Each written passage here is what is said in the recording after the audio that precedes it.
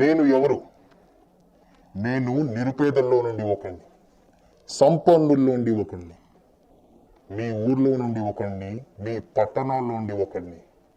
నేను యువతలో ఒకడిని, ముసలివారి నుండి ఒకడిని, ఆడవారిలో నుండి ఒకడిని, మగవారి నుండి ఒకడిని, వైజాగ్లో ఉండే ఒకడిని, తిరుపతిలో ఉండే ఒకడిని, నేను విజయవాడలో ఉండే ఒకడిని, రాజమండ్రిలో ఉండే ఒకడిని, నేను ఆంధ్రప్రదేశ్లో ఉండే ఒకడిని, మీలో ఒకడిని. నేనే మీరు, మీరే నేను. మీకు రావాల్సిన చేయుత డబ్బు అందలేదు కదా? మీకు అందాల్సిన ఆసరా అందలేదు కదా? పోనీ మీరు ఎదురు చూస్తున్న ఈబీసీ నేస్తం సంగతి ఏంటి? అందిందా?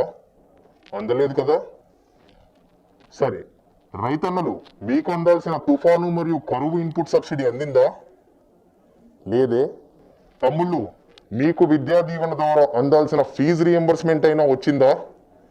రాలేదే. ఎందుకో తెలుసా? వీటన్నిటికీ చంద్రగ్రహణం పట్టింది. చంద్రబాబు కంప్లైంట్ ఇచ్చి గత 5 ఏళ్ల నుంచి వస్తున్న ఈ పథకాలన్నిటినీ ఆపించేశాడు. ముందు కంప్లైంట్ ఇచ్చి వాలంటీర్లను ఆపేశాడు.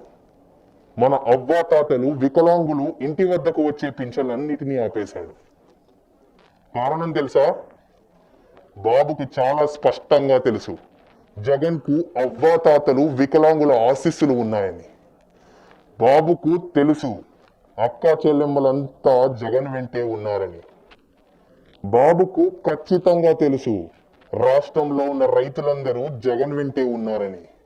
బాబుకు తెలుసు, చదువుల వల్ల బాగుపడుతున్న విద్యార్థులంతా జగన్కు కొండంత అండగా ఉన్నారని.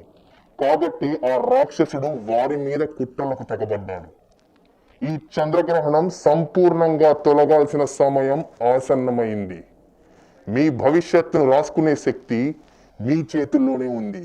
మే 13న ఆ శక్తిని చూపించి ఈ గ్రహణాన్ని పూర్తిగా తొలగేలా చేయండి.